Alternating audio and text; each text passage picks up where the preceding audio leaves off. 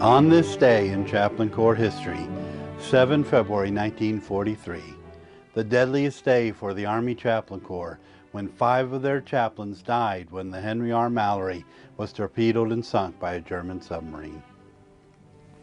Just 4 days after the sinking of the USAT Dorchester, with the loss of 675 men, among them 4 Army chaplains, the Army experienced another devastating loss when on 7 February 1943 the Henry R. Mallory was the target of another German torpedo, taking to the bottom of the frigid North Atlantic 272 brave men, 5 of whom were Army chaplains.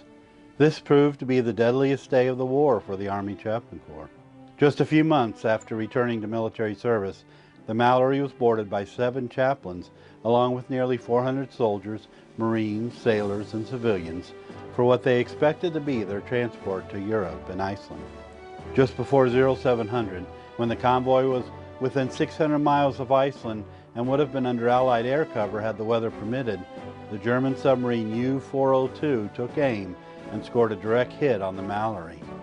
The damage to the ship was substantial, and it soon began to list to port, succumbing to the icy depths just a half an hour after the torpedo struck its starboard side. Of the 10 lifeboats the Mallory was equipped with, just 3 were successfully launched, with only 175 men on board. Of the 7 chaplains on board the Mallory when it departed the United States, 5 of them perished when the ship sank. Those were Chaplain First Lieutenant Horace Gravely, Chaplain First Lieutenant James Liston, Chaplain Captain Ernest McDonald, Chaplain First Lieutenant Valmore Salvinac, and Chaplain Captain David Youngdahl. Entering military service during wartime, most new soldiers would naturally have considered the possibility of being a casualty of war. Others may have had impressions their imminent doom was likely. This was the case with at least one of the chaplains who died when the Mallory was sunk. According to Rabbi David Eckhorn, Chaplain Liston had such a strong premonition that the ship he was going to travel on would be sunk and he killed, that he made a donation to a church near Harvard for the priests to say masses for the repose of his soul if they should hear news that he had died. But neither Liston nor the other chaplains let their fear or even premonitions deter them from their calling to serve their country and its soldiers, so faithfully marched on to their destiny. There is not much recorded about the ministry performed by the chaplains traveling on the Mallory, either before or after it was struck by the German torpedo, but snippets can be found in a few sources. According to Chaplain Whelan, who survived the Mallory sinking, the chaplains organized boxing matches on the quarterdeck for the men to have something to do to pass the time. Whelan also related that the Protestant chaplains took turn providing worship services for the men.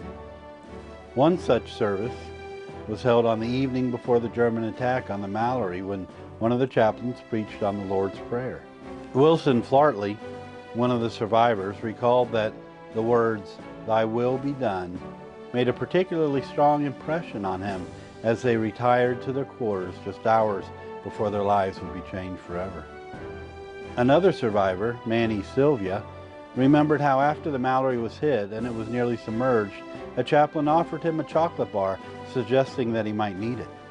Sylvia was able to swim to nearby wreckage and await rescue, possibly nourished only by that chocolate bar. Without much surviving record, one can only speculate on the faithfulness or even heroism of the chaplains on board the Mallory as they ministered to those facing such a horrifying death. The witness to the encouragement given by the chaplains to the frightened men searching for hope, the testimony of how the chaplains showed compassion as they cared for the injured, the memory of these servants of God who were with the dying to the end, are all buried in the watery grave with those who experienced what chaplains Gravely, Liston, McDonald, Savinac, and Youngdahl did for them, unknown to the living, but surviving in eternal glory.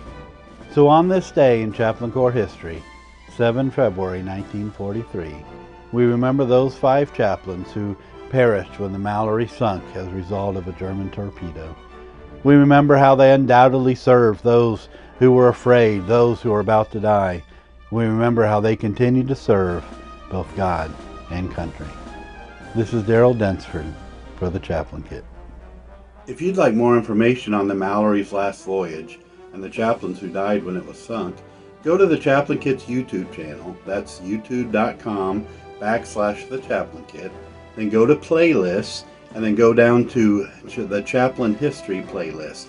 And in that section, you'll find an extended version of the episode you saw today, about 15 minutes in length, which has a lot more detail about the chaplains and about the Mallory's voyage.